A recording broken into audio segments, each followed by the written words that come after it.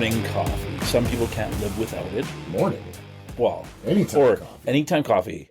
Now, is it coffee flavor or is it just coffee? Like, some people are like, I'll have coffee everything. Coffee crisp, coffee this, coffee that. Right. It's like the pumpkin spice thing in October. Coffee beans. Coffee, yeah, exactly. Now, like coffee jacket. Yeah. And I think more or less I'm like, yeah, is it like, some people it's like, I can't wake up without my coffee.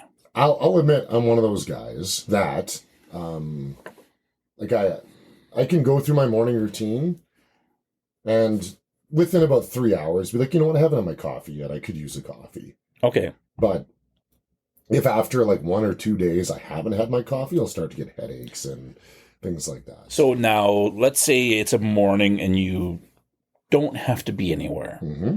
Do you wake up? Do you make a pot? Do you make a pod? Do you go somewhere? Okay. Here is what's lame about my life, is that I'm very predictable on some things, not predictable on others. My routine, based on where I live in the city, I don't live too far from a fast food restaurant that sells pretty cheap coffee. Mm-hmm. So, and they have the little stickers right now to try and win all kinds of things. So I'll leave my place, go on a nice walk. The people there know me. The restaurant manager, she knows me by name. Really? You walk in and it's like, I've Dave. been doing it literally every day for 6 months. Wow.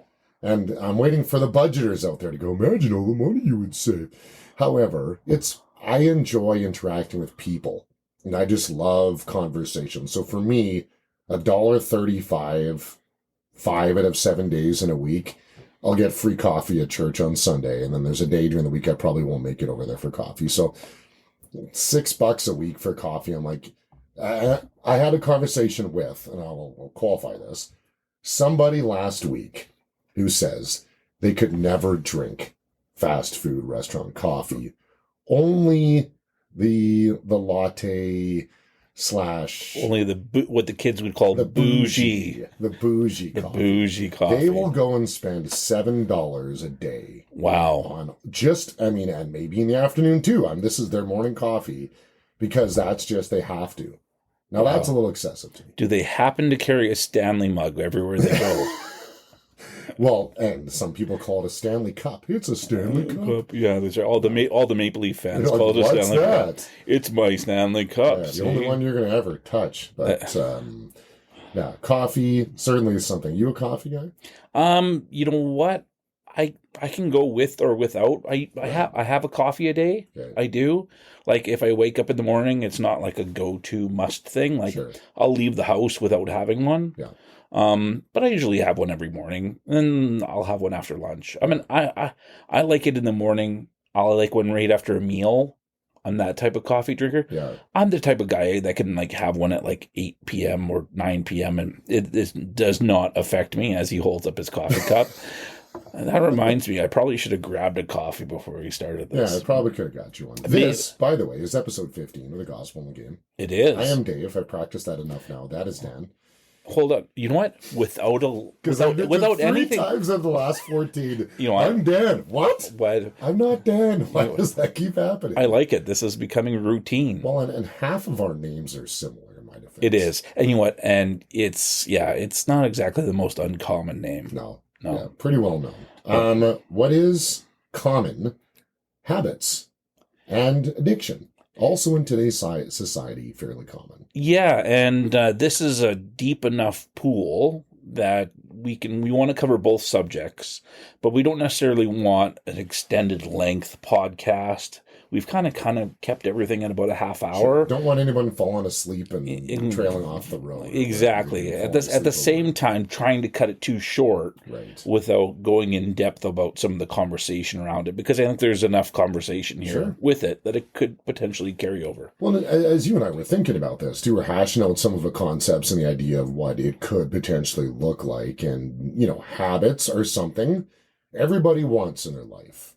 Yeah. You want good habits. We all try to have good habits, and whether or not you want them, we all have bad habits, and we all just have habits, things that we do. Yeah, and it's not just life stage or age. Habits are something that are formed young. And when you're young, you learn how to use the washroom on your own, so you're not living lifelong in diapers. At the same time, you're probably raised to wash your hands before you eat. Don't put your fingers up your nose. All these different things. Other people's nose. Or other people, yeah, exactly. Pick your nose and pick for your friends, but you can't pick your friend's nose. You can. You can, but it's really awkward. Or you want an awkward friend, too. Habits. So, great time to reach that subject. So, routine and habits, right? We all have habits. We all have routine. What is the difference between the two?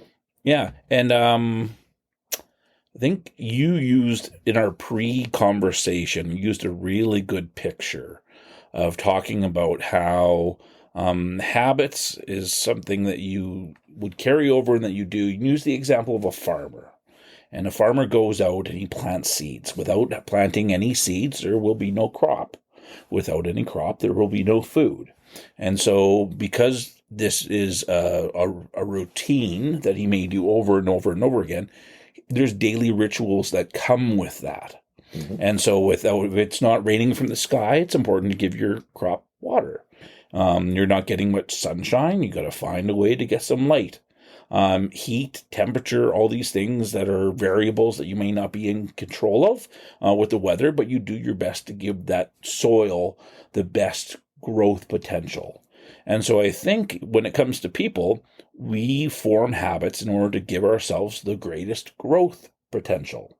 And so with that, I think we develop routines as part of that. That's fair. Yeah, that makes sense. So we develop routines, and some of the routines we might think of as mundane because it's, I'm just doing this for the sake of doing it. Sure. But that's not always the case, is it? No. And in a routine, what can happen is when a farmer plants a vegetable, strawberries, carrots, whatever it is, he, with anticipation, knows, okay, these are going to grow. Someone is going to buy these from me, and then they're going to go into a store in the produce section. Some family will then buy them, eat them, and they will be nourished. You don't necessarily know what is going to happen from them when they are fed. Yeah. You don't know where they go, but part of the good things out of your routine is providing sustenance for somebody else or even yourself. Yeah, and in the same way, we don't know the details behind that, where so-and-so might be low on this vitamin, but because you produced this crop, it's really helping person A substantially more than person B. Sure. And maybe person C is doing it strictly out of obligation to obey their mother by eating their vegetables. Right? That's true. It is, yeah. And so sometimes I even think of that with sometimes the routine. And one of the famous videos on YouTube is by a general, 4-star general to a graduating class, and it's called "Make Your Bed." And it talks about about the importance of those simple, mundane habits and having them ingrained within you as a good habit forming thing to help you in your future. Yeah. Because now all of a sudden these habits become routines. Yeah, like going to bed early. Yeah. Right? That's another good one too. Whether your habit is getting to bed at 10, scrolling on your phone mindlessly, and then you're asleep at 11:30 and you're groggy. Okay, well maybe put your phone down. Habit can then become a routine that you are doing, which could lead to better things as well. Isn't there like a famous saying or something like that about like it takes 3 weeks to form a good habit? I think it's 30 days or 90 days and then, or something like that. And then something really small to ruin it. Yeah, that's true. And so I think everyone can kind of speak to that. Something that maybe that they've tried to do, but they've never been able to form that habit, that good habit, instead of they're kind of stuck where they're at. Sure. And so I think there's one of the things that we wanted to touch on is when we talk about habits, we're not always talking about good, but yet we're not always talking about bad. They really can go either way, but we have a choice, don't we? Sure. Yeah, and some of them don't produce health in your life, be it physical health or emotional health. Let's think in a sports situation, right? So, I remember growing up, there was a pro football player that in my city that a lot of people loved. He was a guy that put up a lot of great numbers. He's a Hall of Famer. However, the word on the street was that he didn't spend a lot of time watching film. So that was just a habit that he had. No, I just have pure talent. So I'm going to go out there and do the things that I can do. And he put up some pretty good numbers. Career a little shortened. He didn't have a longer career. He put up a lot of numbers in a short period of time, but it had just become a habit of, no, I'm not going to watch film.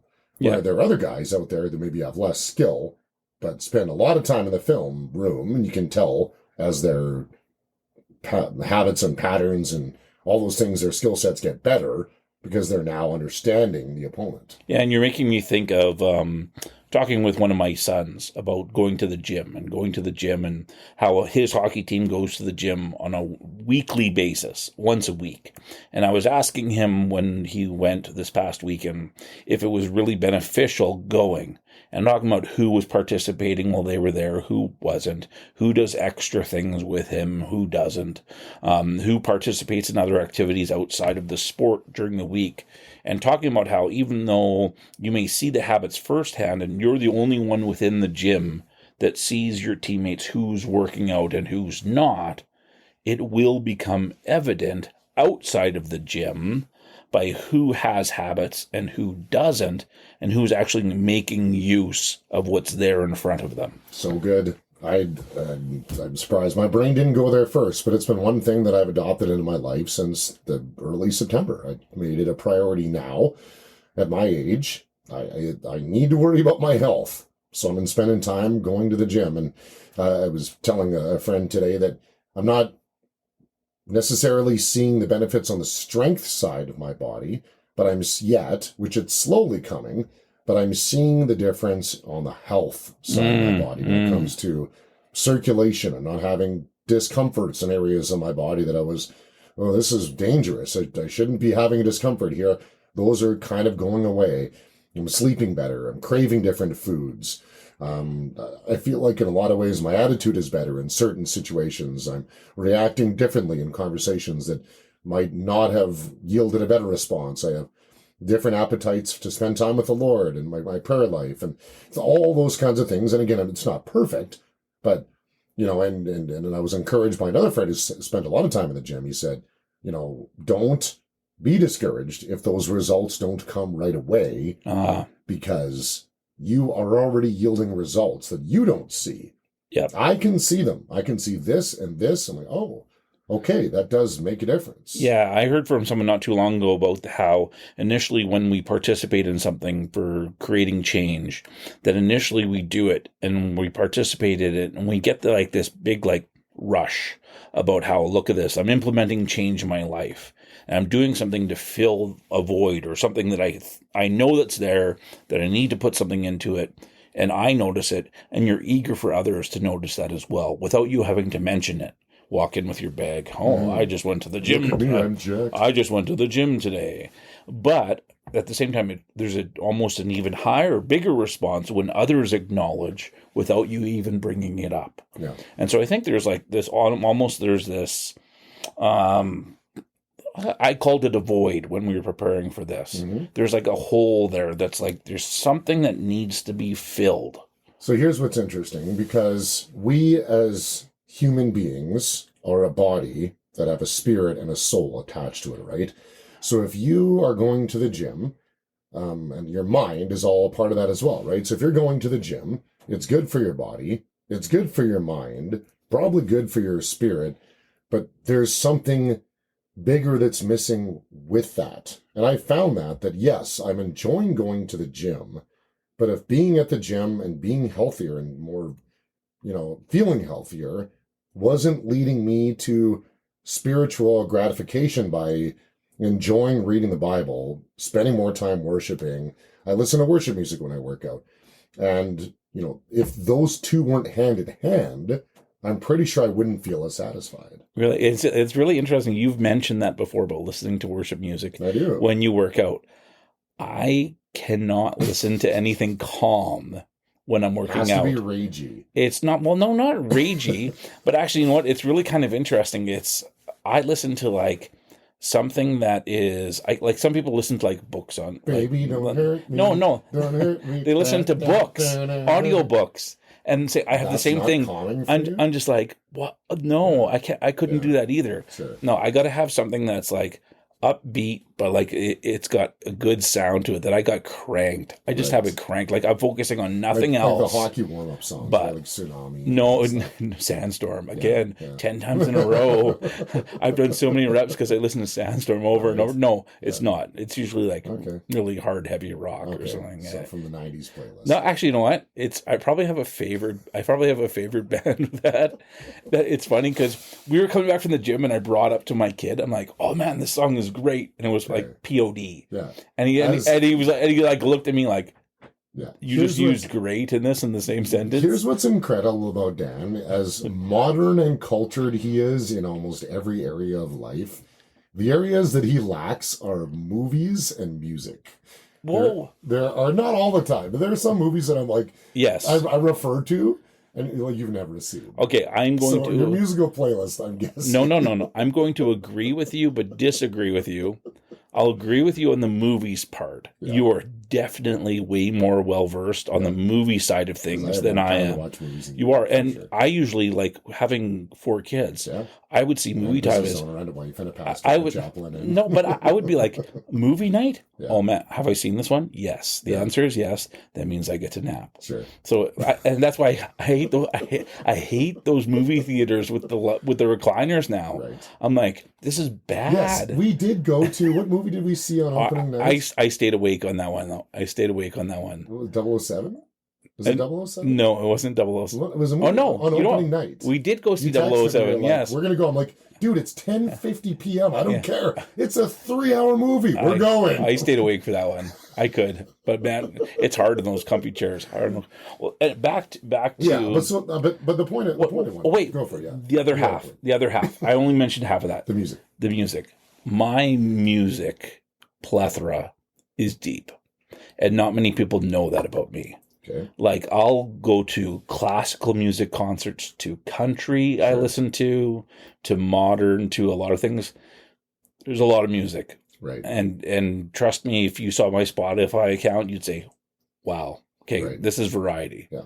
And it's not to boast, but it's it's something that you put effort into. I think I have to. Like, I want to have... I was raised in a very well-rounded musical house where my dad used to try and race over the rat hole, which was a big bump downtown, and get the front wheels off of the Suburban while listening to the Beatles. Mm-hmm. At the same time, I had my mom, when I was in her womb, went to a Gordon Lightfoot concert. And so it's like... Do you remember hearing this? And the music was like... The music is all over the place. It's one of my best memories as a kid. Yeah, right. Eh? Mom, turn it up a little louder. Tap, tap, tap, tap. Oh, we're going to labor. But in all seriousness, so when you're doing something that you enjoy and you have associated music to it, whatever that might be, right? You're in a spot, you're like, going on a road trip, I need my good music. Yep. Whatever that is. Like, what would be an example for that you would need your music together with? Like, what does your music go with? See, road trip is a really good example. Okay. When going on road trips, and if I'm by myself or with one kid, we will each pick an album that we both enjoy, not just an artist, not just a song, and we will listen to it front to back. And we will talk about it. And as the person selects it, we'll go through and say, this is what this song means to me. This is why I enjoy this song. This part really, I have a memory of this and that. Right. And we have a discussion about it. And we talk about it. Sure. And so and sometimes it'll their album, you almost have to live in anticipation of bringing your album because you only get one album to select on the trip. Sure. So it's got to be meaningful.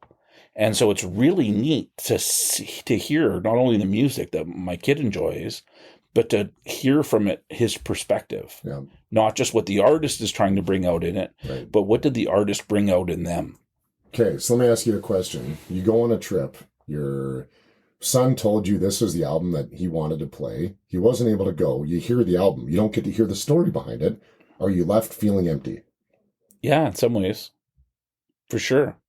Because of even that relationship and doing that, Now, all of a sudden, if I don't have that person with us, I think of that person. Yeah. There's almost an expectation set that, oh man, I'm missing out on this, right? Yeah. Where, for me, to my example, when I'm at the gym, if I'm having a great day working out, I feel encouraged, my workout was great.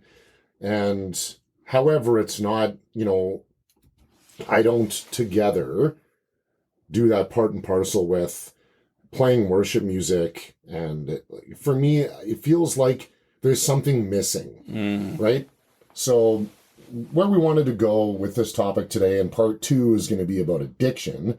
So habits and routine can lead you down a good path if you continue to pursue them well, right? Where often through habits and routine, generally they lead to a goal, right? So if you have a habit of putting $50 away every paycheck, $100 away, and you have a goal, that is a good routine to have, because when you achieve your goal, you'll feel great. Yeah. Right? Sometimes if we have habits and routine that either break or don't lead somewhere, that can lead us down a dark path to avoid.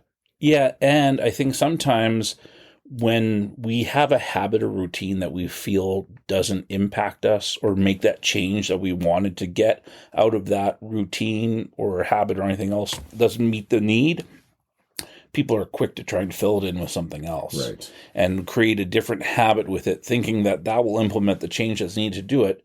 And then it almost becomes a vicious cycle, and it can turn very sour very quickly. Or if someone thought of themselves of something, and then that gets broken. I'll share a little story in regards to a little bit of a habit. I went out to go speak at a camp, and it was a youth camp. We're talking about 16 to 18-year-olds. Big, strong farm kid there. Okay, big, strong farm kid there, and he you had are, or there was no. There was another kid. I was a grown up by this time, and this young man, big, strong guy, has a habit of just crushing guys. Like, he is known for like arm wrestling. Like, we're talking like hits the table, you wonder if the legs are giving out on it. Yeah. And so come into the dining hall, and here's this guy just like dropping guys with their arm wrestling. And I just looked at him and just put my hand on the guy he was arm wrestling.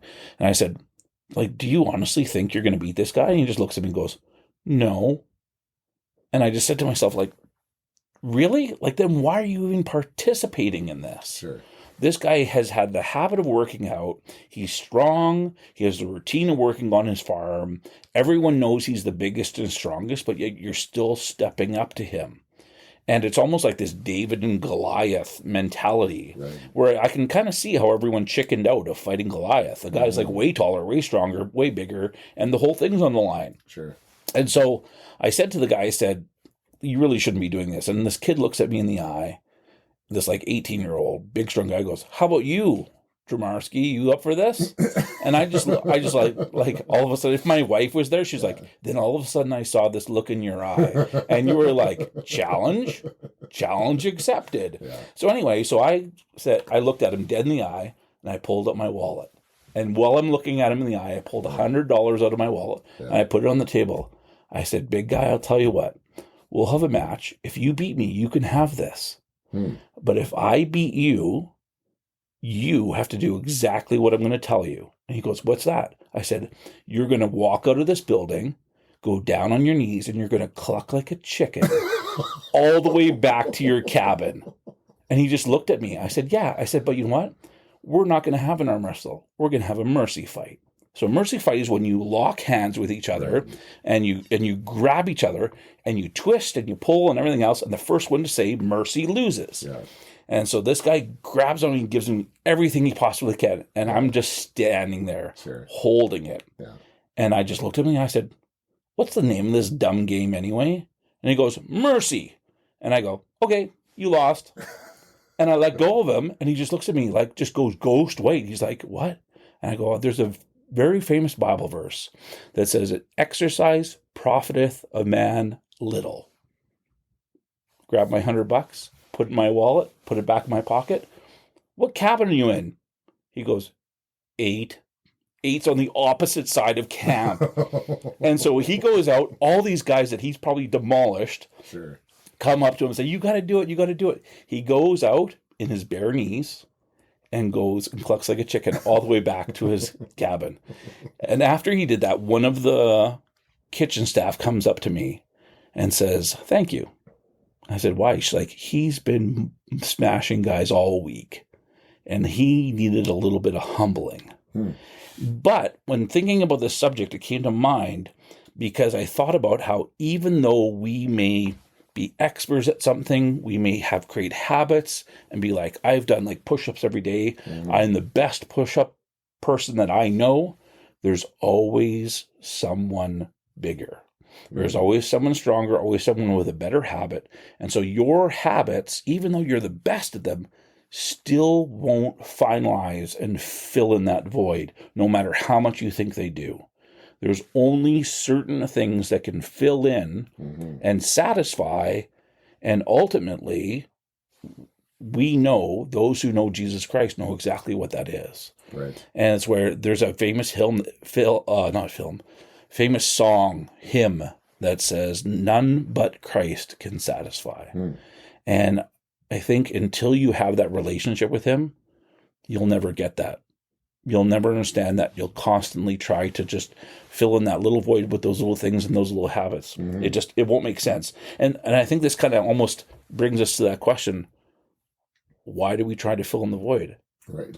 And the answer really is we don't have Christ, but our human nature constantly still wants to try and substitute for it, even for us that know Christ. Sure. Isn't that the wild thing? That even though we know him and we understand him, our flesh still wants to try and creep in. Yeah. And we'll talk a lot about that in episode part 2, episode 16, which is going to be addiction. But I'm curious to hear and imagine in this gentleman's humility, where he got humbled, where he would have gone from there, because that might have been his thing. Yeah, I'll tell you that answer. Well, in next episode.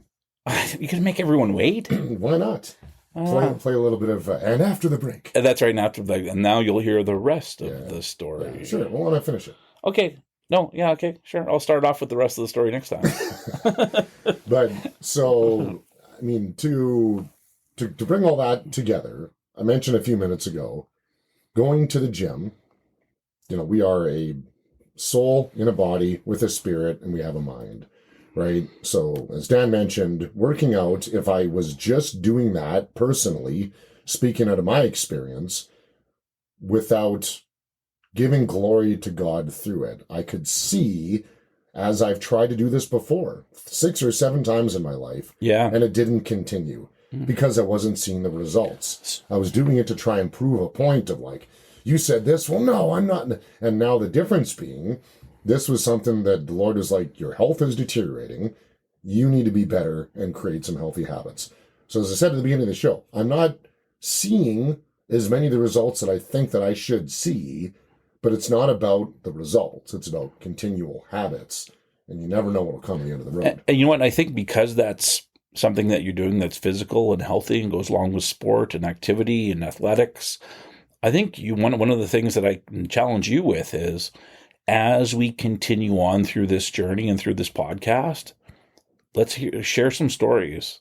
Share some stories about how the Lord is not only working on you through this activity and through this habit that you've started, but start just telling us some of the stories on what has come out of it. Sure. Well, with a final thought to this, we didn't get to today's scripture. Romans 12:2. Do not be conformed to this world, but be transformed by the renewal of your mind, to the testing that by testing you may discern what is the will of God, what is good and acceptable and perfect. So the renewing of my mind, I think, is probably one of the biggest components to this. As we talked about, those all go hand in hand.